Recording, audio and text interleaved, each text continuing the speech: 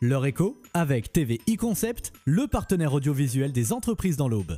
Captation, film corporate, drone, média training, la communication vidéo se décline selon vos envies.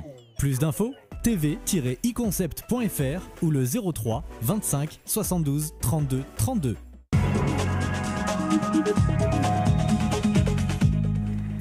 Bonsoir et bienvenue dans cette interview de l'heure écho. Avec nous ce soir François Brunet. Bonsoir. Bonsoir Aurélie. Vous êtes chargé de mission développement économique et transition écologique au PETR Haute-Armance. Donc c'est le pôle d'équilibre territorial rural. On vous reçoit parce que vous organisez 3 forums de l'emploi qui arrivent là très prochainement. Le premier, c'est mercredi 13 mars à Chaours. Et expliquez-nous, ces forums de l'emploi, c'est quoi ?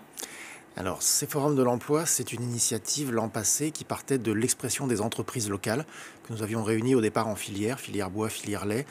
Et puis ensuite, de manière tout à fait transverse, on s'est rendu compte que c'est vraiment en ruralité un des sujets prégnants, la capacité, pour ne pas dire la difficulté à recruter dans ces territoires ruraux. Donc le principe d'un forum de l'emploi qui n'avait jamais été testé en Haute-Armance a été mis en œuvre en 2023 sur 3 lieux, 3 dates évidemment pour couvrir ce territoire, donc c'est-à-dire Aix-en-Othe, Herville, Châtel et Chaours.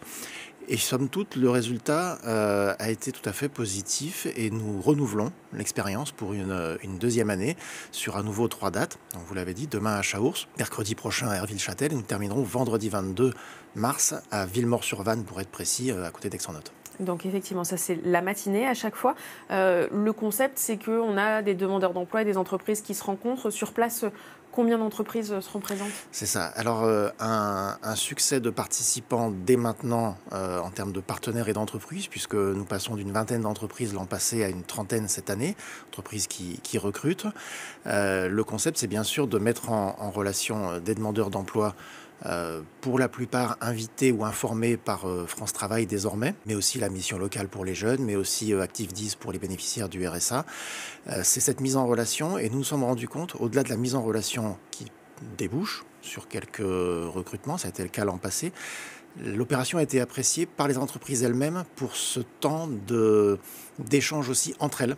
Une matinée entre entreprises qui ont les mêmes problématiques et entre entreprises et partenaires de l'emploi, groupe de formation, soutien à l'emploi. Donc il y a une double fin finalement qui fait que ça a été apprécié l'an passé. Et justement, sur ces 3 demi-journées et cette trentaine d'entreprises, on a à peu près combien d'offres à pourvoir, sans dire que tous les contrats seront signés à l'issue mais... Alors, on a combien d'offres ? C'est non pas faussé, mais il y a un effet de dynamique à cette période du mois de mars, et c'est pour ça que nous l'organisons maintenant. C'est que c'est aussi pour accompagner l'entreprise Bonduelle, qui est notre plus gros employeur sur ce territoire, qui est à Saint-Benoît-sur-Vanne, et qui recrute en ce moment 70 à 80 personnes pour sa saison estivale. Donc des saisonniers, mais pour quasiment 6 mois. Donc ce qui explique cet effort que l'on fait au mois de mars pour accompagner notre plus gros employeur. Et à côté de ça, il y a aussi d'autres entreprises plus petites, entre guillemets, mais qui ont aussi des besoins. Je pense que vous l'avez cité, dans la filière du bois notamment. Oui. Il y a des entreprises locales qui recrutent idéalement des salariés, des futurs salariés locaux. Oui, effectivement, si l'idée est partie de la filière bois, de la filière lait à laquelle on est particulièrement attentif, c'est l'ensemble du tissu économique qui s'empare de cette opportunité, y compris l'artisanat. Les chambres consulaires et la CMA nous accompagnent, mais je pense à des artisans à Aix-en-Othe, comme Menuiserie en Othe, qui recherchent un couvreur, un plaquiste, des postes unique et non pas 70 postes comme Bonduelle. Ce qui fait qu'au global, on arrive à peu près à une centaine de postes à pourvoir. Et concrètement, ces demandeurs d'emploi qui sont invités, je crois qu'il y en a plus de 1000 en tout cas qui ont été informés, 1500 peut-être ? C'est ça, on touche à peu près 1500 demandeurs d'emploi. On espère, et l'expérience de l'an passé l'a attesté, avoir un taux de retour qui est celui habituel dans ce genre d'événement de 10%, c'est-à-dire qu'on va potentiellement, et on espère que ce sera plus, accueillir 150 personnes réparties sur les 3 dates, avec peut-être un peu plus autour d'Aix-en-Othe, Villemort-sur-Vanne, qu'à Chaours, où le bassin d'emploi est moindre. Mais voilà, nous allons accueillir, je pense, 150 demandeurs d'emploi. Et du coup, l'intérêt, si je comprends bien, c'est de travailler en local avec des entreprises locales et des demandeurs d'emploi locaux, parce que clairement, la question de la mobilité en milieu rural est aussi très importante. C'est-à-dire que quelqu'un qui habite Aix-en-Othe n'a pas forcément les moyens de venir travailler sur l'agglomération troyenne. C'est ça, c'est ce qu'on disait au départ, cette grosse difficulté de nos entreprises, et c'est là où il faut être attentif et les accompagner, c'est de recruter dans un territoire rural, territoire peu dense, à Saint-Phal, à Chaours, dans des communes finalement assez éloignées de la métropole, donc en jouant sur le bassin d'emploi local. Et justement, ça c'est une clé, mais si vous nous dites qu'il y a entre guillemets 1500 demandeurs d'emploi, il n'y en a peut-être que 150 qui vont se déplacer, donc on a quand même espoir de réaliser ces recrutements, parce que du coup ça veut dire qu'il y en a plein qui restent entre guillemets hors champ de ce type d'action de forum de l'emploi. Oui, alors deux choses, effectivement, on essaie cette année de sortir, sans remettre en cause, loin de là, l'effort important que fait France Travail, mais de sortir de cette monoculture France Travail pour aller chercher des demandeurs d'emploi ailleurs, dans une communication plus grand public, dans une communication sur les réseaux sociaux, qui a excessivement bien marché pour les participants qui se sont manifestés en disant on a entendu dire que, est-ce qu'on peut se rajouter jusqu'au dernier moment, d'où la trentaine d'entreprises. Maintenant, c'est pas sur inscription, la surprise ce sera demain, à commencer par demain. Les demandeurs d'emploi, il faut relayer l'information, il faut en parler pour demain, pour les 2 dates de la semaine prochaine. C'est maintenant tout l'objectif d'avoir le public le plus important possible. Quelques nouveautés, un partenariat avec le Crédit Agricole, qui est inédit, qui nous permet d'avoir un accueil personnalisé des demandeurs d'emploi. Dès demain matin, les demandeurs d'emploi seront accueillis de manière beaucoup plus privilégiée, beaucoup plus personnalisée que l'an passé, grâce à l'aide du Crédit Agricole. Quelques nouveautés aussi, c'est la présence des agences d'intérim en plus grand nombre et qui représentent des entreprises locales. C'est aussi des ateliers dans le cadre de l'accueil des demandeurs d'emploi, comme celui de la cravate solidaire. Donc une animation plus importante, et puis la présence de l'emploi public. Ça c'est nouveau, l'emploi public avec l'ONF, avec le centre de gestion de la fonction publique territoriale, parce que les mairies aussi recrutent et ont du mal parfois à recruter dans nos petits villages. Donc voilà ces nouveautés autour des agences d'intérim, de l'emploi public, du service à la personne, qui est important en ruralité, qui est une nouveauté, et cet accueil grâce au Crédit Agricole plus personnalisé. Et donc on a ces forums de l'emploi, on l'a dit, il y a 3 éditions, mercredi 13 mars à Chaours, mercredi 20 mars à Herville-Châtel, vendredi 22 mars à Villemort-sur-Vanne.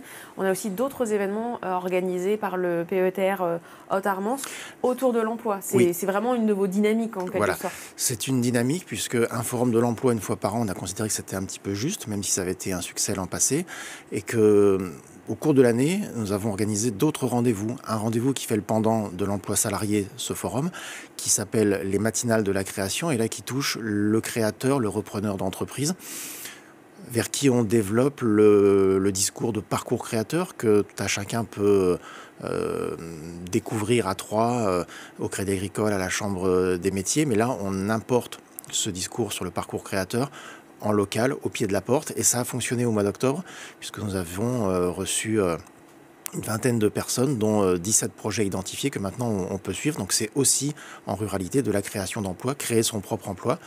De la même façon, une autre opération qui a fonctionné au mois de décembre et à la demande des entreprises que nous allons renouveler, ce sont des visites de l'emploi. Une fois de plus avec France Travail, des entreprises volontaires ouvrent leurs portes pour une visite in situ, et là on a un concept de petits groupes d'une dizaine de demandeurs d'emploi qui visitent l'entreprise, entre guillemets, CV à la main, reçus par le chef d'entreprise dans une relation vraiment privilégiée, et sur une opération, somme toute, assez facile à organiser. En termes de recrutement à l'issue de la semaine, ça a été tout à fait bénéfique, avec de l'ordre de 4 ou 5 recrutements, ce qui est presque autant que sur un forum de l'emploi, beaucoup plus lourd à organiser. Mais ça se complète, donc il y a 3 rendez-vous dans l'année maintenant sur Haute-Armance autour de l'emploi, et 3 rendez-vous complémentaires. Et là justement, ce que vous évoquiez sur les visites de l'emploi à l'instant, c'est aussi que aller à la rencontre des entreprises, que ce soit sur le forum, rencontrer le chef d'entreprise ou le recruteur chargé de ressources humaines, ou aller in situ, ça peut aussi casser des préjugés. Spontanément, on peut s'imaginer que, non, alors soit on ne connaît pas l'entreprise X ou Y qui recrute alors qu'elle est à quelques kilomètres de chez soi, ou soit une entreprise effectivement comme Bonduelle, de se dire « Ouh là là, ça va être trop ci, trop ça ». En fait, on se rend compte sur le terrain que en fait, c'est pas du tout ce à quoi on s'attendait. C'est exactement ce qui s'est passé au mois de décembre, et qui a été tout à fait bénéfique, et qu'on reproduira au mois de juin, donc à l'avenir par 2 fois dans l'année, qui est vraiment le pendant de ce forum plus lourd à organiser, je le disais, mais dont on espère beaucoup cette année, parce que c'est une 2e édition et qu'on y apporte des nouveautés. Et concrètement, le PETR Haute-Armance a donc ce rôle économique de soutenir certaines filières et l'emploi sur un bassin de population qui, vous l'avez mentionné, est très vaste. Il y a 2 communautés de communes qui sont concernées. Effectivement, nous sommes mandatés par les 2 communautés de communes, celle du Pays d'Hôte et celle du Chalon-Val d'Armance, sur ce type de mission. Le PETR, c'est 2 agents de développement local, un président qui est Roger Bataille, le maire d'Hervy, et qui vient vraiment en appui de nos collègues des communautés de communes qui, eux, ont leur quotidien avec leurs compétences, petite enfance, déchets ménagers. Et nous pouvons intervenir sur ces sujets en appui en prospective à l'amont ou sur des organisations de ce type que les communes n'auraient peut-être pas le temps, les moyens humains de mettre en œuvre. Et rappelez-nous, ces communautés de communes donc, sont sur ces secteurs que vous avez mentionnés. Et vous avez mentionné aussi les enjeux de la filière bois et de la filière lait. Oui. Ça, c'est vraiment les 2 pôles qui attirent votre attention. C'est ce qui a permis de créer notre feuille de route. Sur le bois, sur le lait, on s'est rendu compte que les problématiques étaient souvent communes. Mais c'est notre feuille de route sur 2023-2024. Sur la filière bois, on en a parlé ensemble il y a quelques mois. La feuille de route se déroule avec des actions qui sont déjà menées. Sur la filière lait, c'est quelque chose sur lequel peut-être on reviendra avant l'été. Il y a une enquête de besoins auprès des éleveurs laitiers, les 32 éleveurs laitiers de notre territoire qui livrent leur lait en AOP Chaours. Nous sommes, pour pas dire au chevet, nous sommes très attentifs à ces 32 éleveurs parce que c'est le cœur même de la filière. Sans lait, il n'y a pas de Chaours. Donc nous sommes en ce moment dans une étude avec la Chambre d'agriculture sur l'analyse de leurs besoins dont on pourra parler au mois de juin. Et là, par exemple, quand même, en quelques mots, ce sont aussi des notions, par exemple, de recrutement ou c'est de l'aide pour des démarches administratives? Des besoins étaient apparus dans le cadre des ateliers. Nous allons les confirmer exploitation par exploitation. Ça va toucher effectivement à la rentabilité des exploitations, à la main-d'œuvre, sur les services de remplacement, sur le recrutement, sur l'énergie, sur la diversification des revenus. Et à une époque, nous avions évoqué aussi le volet un petit peu touristique sur le secteur, avec l'implantation d'hébergements classiques ou atypiques, plutôt saisonniers, mais pas que. Ça aussi, c'est un axe à développer encore? C'est un axe à développer et qui se développe concrètement, puisque l'entreprise Nutshell, un opérateur belge important, s'installera d'ici l'été. Les travaux ont débuté à Herville-Châtel sur un aménagement d'hébergement touristique insolite. Donc ça, c'est une belle victoire de développement économique exogène. Et puis, au-delà de cette installation, il y a un travail qui est en train de se faire avec la commune de Pézy-Codon et la petite commune du Pays d'Hôte autour de l'étang de Pézy et de son devenir, avec une valorisation du lieu plus importante encore, avec une valorisation économique, un modèle économique autour de cet étang, particulièrement avec l'accueil de camping-cars, d'une aire de camping-car avec service. Donc ça fait partie des projets qui sont en cours. Solides, voilà. C'est ça. Merci beaucoup, merci Aurélie, pour toutes ces précisions sur les différents forums de l'emploi en Pays d'Hôte, Armance, avec le PETR. Évidemment, on aura l'occasion de se recroiser pour tous les autres dossiers en cours. Et l'heure éco continue dans un instant sur Canal 32. Merci, avec plaisir.